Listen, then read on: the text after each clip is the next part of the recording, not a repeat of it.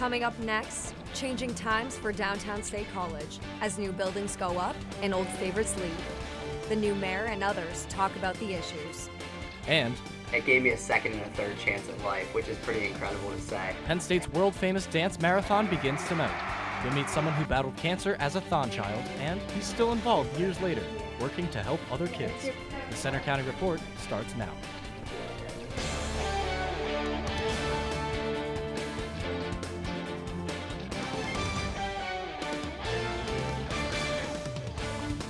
Good afternoon, I'm Katie Litwin. And I'm Bobby Brown. Investigators are piecing together more info after the horrific shooting at Florida High School 2 days ago. 19-year-old Nicholas Cruz is accused of killing 17 people at a high school in Parkland, Florida. The sheriff says Cruz fired into 5 classrooms before getting away. Police say he then stopped at fast food restaurants after the attack before an officer arrested him. His lawyer said Cruz is sad and remorseful. She calls him deeply disturbed, emotionally broken, and he's struggled with mental illness his entire life. A judge ordered Cruz to be held without bail. And the Florida shooting again reminds people that anything can happen anywhere, anytime. We checked in with State College School District about its plans and protocols to keep students safe. Reporter Alyssa Palfy is here with more. Alyssa? Thanks, Bobby. The State College superintendent says while he can't reveal specific details about certain safety plans, he says they have multiple security measures in place at all schools and a regular police presence. I went to some State College area schools and talked to the district to see what they're doing to make sure students and teachers are as safe as possible. It's been a concern for going on a couple of decades now, really since Columbine in the late 90s. Safety, an issue that no one should take lightly, especially schools. With the recent school shooting in Parkland, Florida, the concern of safety at schools is at an all-time high. Director of Communications for the State College Area School District, Chris Rosenblum, emphasizes the security measures that the district takes in order to prevent an act like this from happening. Schools are secure, shut down. You can't just walk into a building. One of the many safety procedures that State College Area School District has in place is locking all the school doors during school hours and making sure all visitors buzz in to enter the building. Along with these buzz-in systems, the district also has security resource officers, or SROs, that act as an essential presence to their security measures. So a lot of times incidents are headed off because the SRO can take preventative action. These SROs make an effort to get to know the student body and maintain a relationship with local law enforcement so response time to incidents is as quick as possible. Another important factor for securities at schools is parents. Tara Schaefer has 3 children in the State College Area School District, and she finds it important to educate her children about potential dangerous situations. And it sounds scary, but we need to make sure they understand what to do. Even with educating, Schaefer knows nothing will fully prepare her kids for situations like this. Every day when my kids leave for school, I tell them I love them, and I say a prayer that they'll return home safe. 21 people have been killed and more than 19 have been injured at United States school shootings this year. In State College, I'm Alyssa Palfy for the Center County Report. Superintendent Bob O'Donnell released a statement to families yesterday about the steps the district takes to keep students safe. He also said the district is deeply saddened and struggling to comprehend another school tragedy in our nation.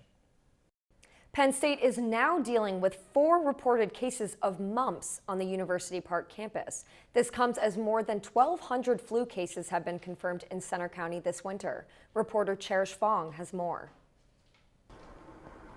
What started out as a sore throat turned out to be something more serious for Penn State student Reese DeWardner. My first symptom was pretty much like a normal cold, just like headache, sore throat, felt more like a fever towards like the end of the week. DeWardner was one of many students who were diagnosed with the mumps last year, and now 4 confirmed cases have recently been reported on the University Park campus.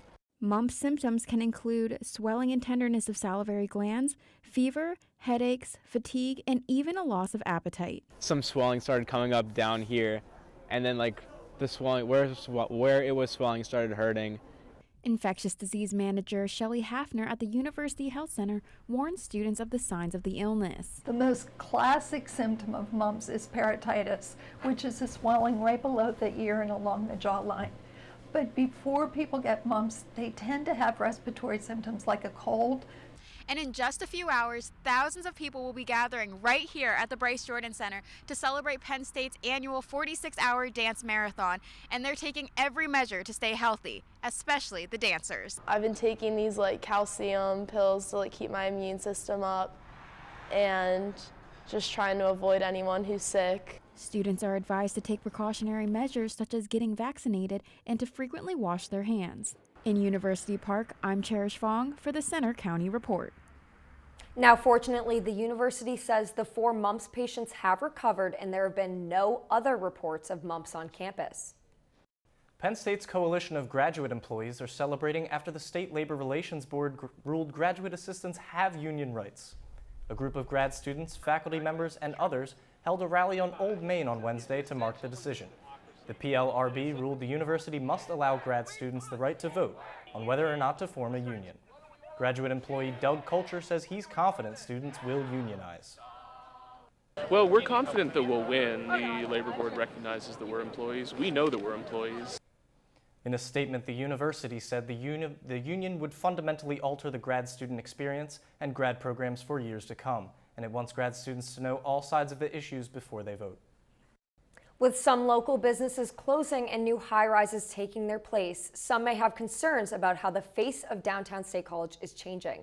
We spoke with the mayor and others about what these changes mean. Downtown doesn't offer what they used to offer downtown. Duke Gastiger says downtown State College is changing in a big way, and he should know. He and his wife owned the popular Rathskeller Bar for more than 30 years. The Skeller was a landmark for generations, dating back to 1933, but it recently closed over a very public rent dispute. The College Diner is also closing after 89 years in business.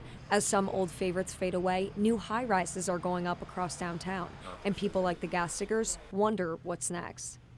I think that we have to decide as a community what we want our downtown to be. Others in the community wonder too, as familiar locally owned places shut down and more national chains move in. I don't think it's a good thing. It stinks that some of these places are closing, but all the money staying inside Center County and State College, I think that'd be better. New Mayor Don Hahn says the borough can control some things, but not the commercial market. In many ways, the downtown businesses are victims of the success of the downtown. He says that's because local business owners are being priced out of the market. Gastiger says the building's previous owner asked to triple the Skeller's $3,500 per month rent price. Then the Herlocker family bought the property for $6.5 million, sparking the rental dispute. Higher real estate prices mean rental rates are moving up as well, forcing some family-owned shops and restaurants out. The director for State College's Planning Commission told me that while the borough can and does enforce mixed-use commercial space for businesses to move in, they can't enforce which businesses actually move into those spaces. Duke Gastiger argues large corporate businesses just don't give customers the same experiences. If you only go to those places, you're never going to have the opportunity, whether you're buying a suit or whether you're buying an entree, that you're going to have something really great. The Rathskeller, as simple as it was and as dirty and grimy as it was not mediocre. Now, we reached out several times, but the Herlocker family did not respond to our request for comment. In a related story, the new owners of the building where the Skeller is located are taking the former bar owners to court. New owners, the Herlockers, claim Duke and Monica Gastiger violated conditions of the lease by removing booths that were part of the bar. The Herlockers are taking legal action in an effort to evict the Gastigers before their lease ends on February 28th. Gastiger claims the booths were not part of the property. Of course, it's just like any other piece of furniture. It was not attached to anything in the building. So the day before we were locked out, we removed the booths and took them to storage. And his employees are now allowed back into the bar as they continue the process of moving out. Now, I'm sure you've heard it before. It's the largest student-run philanthropy in the world. And tonight, Penn State's annual 46-hour dance marathon kicks off to raise millions of dollars for pediatric cancer research and family support. Our reporter Katie Filling is live at the BJC as the Countdown to Thon continues. Katie? Might look a little quiet in here right now, but in just a few hours, this place will be packed with people ready to kick off Thon weekend. The dance marathon starts at 6. We got the chance to talk to a Penn State student who's very involved in Thon, who also battled cancer himself. I attend now the university that saved my life. Brady Lucas is a senior at Penn State, but he's not your average student. I was diagnosed with acute lymphoblastic leukemia. I was 8 years old at the time. He's been a part of the Thon community ever since. His family never saw a medical bill thanks to Thon and the Four Diamonds Fund. He's now 7 years cancer-free after getting a bone marrow transplant in 2011. The donor, his younger brother. He's the reason why I'm alive today and the reason why I can do what I'm doing. Brady has been involved in Thon since freshman year, and he's now the special events director. Kelly Paulishin has worked with him this year. He goes above and beyond to help us succeed. He encourages us to dream bigger with our events.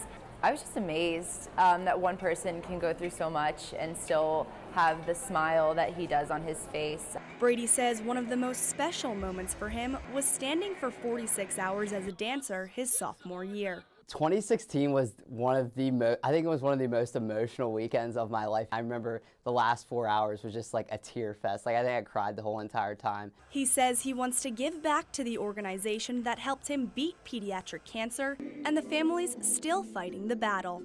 So being able to be that constant source of inspiration for the families and for the parents and caregivers has been something special for me. If I can provide that positivity towards them, then that's everything I want to do. What an inspiring story. Again, Thon starts tonight at 6 and will end on Sunday at 4 when the final total is revealed. Live inside the Bryce Jordan Center, I'm Katie Filling for the Center County Report.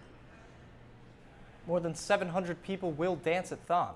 They'll represent different organizations or dance as individuals. To become an independent dancer, students have to raise at least $2,800. But that does not guarantee you a spot. It just enters you into a lottery for a set number of dancers. For every $600 someone raises, they get another ticket into the lottery. That means many people who raise enough money to dance at Thon don't get the chance. But that didn't stop Carly Smith. Even though she wasn't selected as a dancer, her spirits were still high. And the lottery gets chosen, you're like, well, that sucks. But I mean, it is also, you did raise a lot of money for kids, so with cancer, so it's, I mean, you can't really be too upset. Yeah, it's disappointing you're not able to dance, but a lot of money was raised. Thon has raised more than $146 million since it first began. Will this warmer weather stick around all weekend? I'm getting used to it, but Brian says don't bet on it. He has the 7-day forecast coming up. And a whiteout in sports as Penn State basketball takes on a top 10 team at the BJC. Plus, decades of memories. A local school says goodbye to its gym after a half century to make way for a new one. That's after the break.